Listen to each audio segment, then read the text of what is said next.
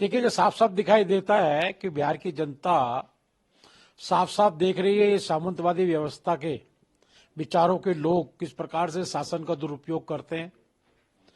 उनके परिवार से जब भी मुख्यमंत्री, उप मुख्यमंत्री, मंत्री बने तो जनता का शोषण भी किया है, गवर्नमेंट सरकारी व्यवस्थाओं का भी शोषण किया है, ये साफ साफ दिखाई देता है। और बिहार की जनता ने का विचार, मेरे ख्याल इसको देखकर दिखाई देगा कि ये लोग कितना भी हो ये नहीं बदलने वाले, और ये आज पुलिस को नचा रहे हैं, कल को जनता को नचाएंगे।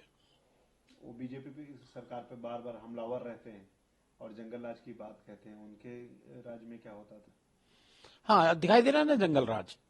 ये है जंगल राज, जिनके राज के अंदर जो ये प्रकार पुलिस को डांस करा रहे हैं, अपहरण का व्यापार करते थे, भूमि अधिग्रहण करते थे, भूमि को लूटते थे, नौकरी के बदले में भूमि लिया करते थे, गाय भैंसों का चारा भी खाने वाले लोग, वो था जंगल राज। ये इनका उदाहरण वो दिखाई दे रहा है, जो होली पे दिखाई दिया है, इनका वो सब दिखाई दे रहा है, वो आज भी इनके खून के अंदर है। इनको पता नहीं है कि लोकतंत्र आ चुका है, संविधान है, संविधान के अनुसार देश चलने वाला है। आज देश मोदी जी की डबल इंजन की समर्पण भाव से करती हुई सरकार के पक्ष में खड़ी हुई है। वहीं तेजस्वी यादव कहते हैं सबसे ज्यादा मर्डर होता है पुलिस का, कहीं तो नीतीश कुमार के राज में होता है। कंपैरिजन करें ना, हमारे यहाँ पर हमारे शासन के अंदर किसी की हिम्मत नहीं है कोई किसी प्रकार की चूं भी कर जाए, और दो तीन चार बात चीजें जो घटनाएं घटती हैं सब इनके द्वारा कहीं संरक्षण दिए हुए लोग होते हैं, जिनको लगता है कि प्रयोग करके देखो। लेकिन आज बिहार की सरकार ऐसे किसी प्रयोग को कामयाब नहीं होने की। वहां पर पूरा कानून नियम का राज है और बिहार सुरक्षित है। राहुल गांधी जब देश में छुट्टी होता है तो वियतनाम चले जाते हैं। प्रश्न चिन्ह है अपने आप में ये। आज वो सांसद ही नहीं है, विपक्ष के नेता हैं। देश की लोकसभा में विपक्ष के नेता के तौर पर एक बड़ा पद है उनके पास। उनको बताना चाहिए कि वे वियतनाम बार बार क्यों जाते हैं, क्या कारण है। हमारी विदेश नीति भी है, सरकार भी उसमें संबंध रखती है, और वो चुपचाप जाते हैं। जिस प्रकार अमेरिका गए थे, वहां पर हमारे देश की बदनामी करके आए थे, बुराई कर आए थे। क्या वियतनाम में भी तो कोई खिचड़ी नहीं पक रही है? तो ये सरकार को और देश की जनता को जानने का हक है। लैंग्वेज को लेकर के तमिलनाडु से जिस तरह से चल रहा है, तमिलनाडु के मुख्यमंत्री बार बार केंद्र सरकार का हमलावर है। अब पवन कल्याण है, वो भी केंद्र सरकार का साथ दे रहे हैं, कह रहे हैं लैंग्वेज भारत में जो है वो हर राज्य में चलता है। इसको लेकर क्या कोई प्रॉब्लम नहीं है, सब स्टेट वाले अपनी जो रीजनल लैंग्वेज है उसको माने। कौन मना करता है उसको? किसी ने भी मना नहीं किया उनको। लेकिन क्योंकि जमीन पे काम नहीं कर रहे, लोगों के हितों की बात नहीं कर रहे, इसलिए भाषा विवाद, जल विवाद, सीमा विवाद, ऐसे विवादों को उठाकर कहीं ना कहीं वो अपने वोटों का दुर्विकरण करने का काम करते हैं।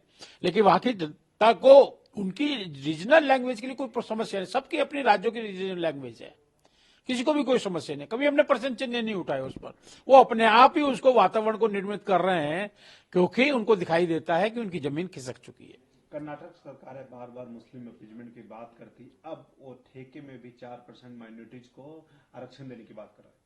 मुस्लिम तुष्टिकरण उनके खून के अंदर है। मनमोहन सिंह ने प्रधानमंत्री रहते कहा था संसाधनों पर पहला माइनॉरिटी का है, लेकिन संविधान इसकी इजाजत नहीं देता। संविधान के अनुसार कोई भी धर्म के आधार पर कोई भी आरक्षण नहीं हो सकता। लेकिन ये लोग अपने माइनॉरिटी के वोट को साधने के लिए, बहला करने के लिए, पुचकारने के लिए इस प्रकार से उनकी मानसिकता के अंदर आ गया है, उसको दिखाने की कोशिश करते हैं, उनको बहकाने की कोशिश करते हैं। और मुझे लगता है मुसलमानों को भी समझना चाहिए। सच्चर कमेटी की रिपोर्ट जो आई थी, वो रिपोर्ट से साफ मालूम है कांग्रेस का जब जब शासन रहा है मुसलमानों की दुर्गति हुई है और गरीबी आई है।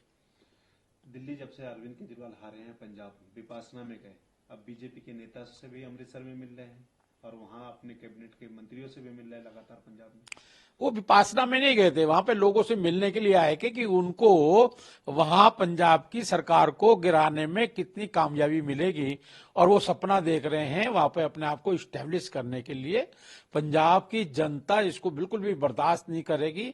जो व्यक्ति ने दिल्ली को डुबो दिया, दिल्ली के फाइनेंस क्राइसिस खड़ा कर दे दिल्ली के लिए, और जिस प्रकार से अलगाववादियों से उनका संबंध है, जिस प्रकार से वहां पे पाकिस्तान प्रायोजित खालिस्तानियों का से उनका संबंध है, मुझे लगता है वहां पर कितना भी वो दाल गला लें, उनके हाथ में कुछ नहीं पड़ने वाला है। पंजाब की जनता सब जानती है।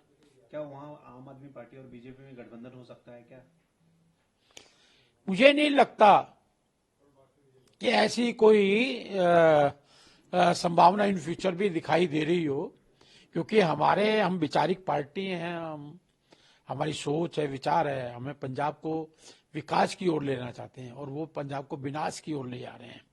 आज वो लॉ एंड ऑर्डर नहीं संभाल पा रहे, वहाँ चिट्टे का कितना बड़ा व्यापार चल रहा है, बॉर्डर सुरक्षित नहीं है वहाँ के। जिस प्रकार बॉर्डर के अंदर ड्रोन आकर वहां पर उनके रेजिडेंसों के अंदर, और जिस प्रकार से वहां पर हथगोले फेंके जा रहे हैं, मुझे लगता है पंजाब अस्थिर है।